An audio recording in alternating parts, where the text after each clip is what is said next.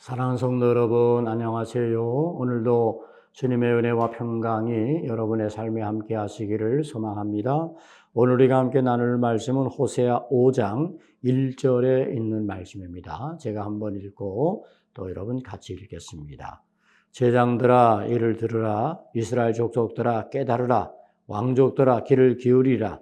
너희에게 심판이 있나니 너희가 미스바에 대하여 올무가 되며 다볼 위에 친 그물이 됨이라. 아멘. 같이 읽겠습니다. 제사장들아 이를 들으라. 이스라엘 족속들아 깨달으라. 왕족들아 귀를 기울이라. 너희에게 심판이 있나니 너희가 미스바에 대하여 올무가 되며 다볼 위에 친 그물이 됨이라. 아멘. 호세아 선지자는 계속해서 이스라엘의 죄악상에 대한 것들을 경고합니다. 특별히 제사장들에 대한 그런 경고, 그리고 백성들에 대한 경고, 그리고 왕족들에 대한, 왕에게 대한 경고죠. 그래서 그들을 향해서 하나님의 심판이 있다는 사실을 외치는 것입니다. 그래서 제사장들아 들으라. 이스라엘 족속들아 깨달으라. 왕족들아 귀를 기울이라. 이렇게 선언하고 있습니다. 저는 오늘 말씀을 묵상하면서 들으라, 깨달으라, 귀를 기울이라. 이 말씀이 오늘 우리가 꼭 붙잡고 가야 할 말씀이 아닐까. 여러분, 오늘 우리는 하나님의 경고를 들어야 됩니다. 하나님의 경고를 깨달아야 됩니다.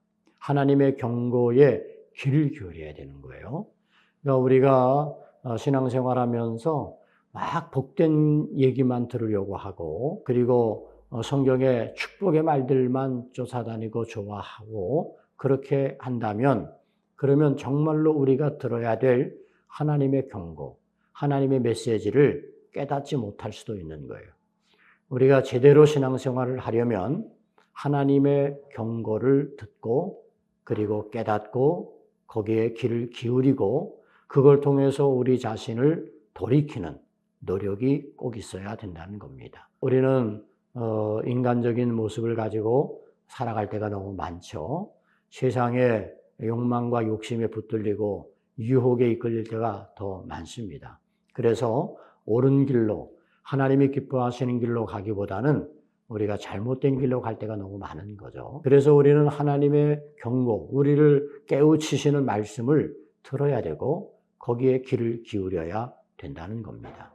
그래서 기울이고 깨닫고 듣게 되면 돌이킴을 우리가 통해서 다시 회복하시는 하나님의 은혜를 받을 수 있게 되는 거죠. 그래서 하나님은 호세아 선지자를 통해서 제사장들아, 또 이스라엘 족속들아, 왕들아, 들어라, 귀를 기울여라, 그렇게 선언하고 있는 겁니다.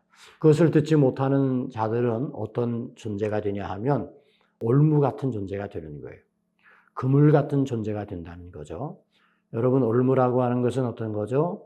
어떤 사람을 옮아서 그래서 꼼짝 못하게 만드는 그런 것 아닙니까?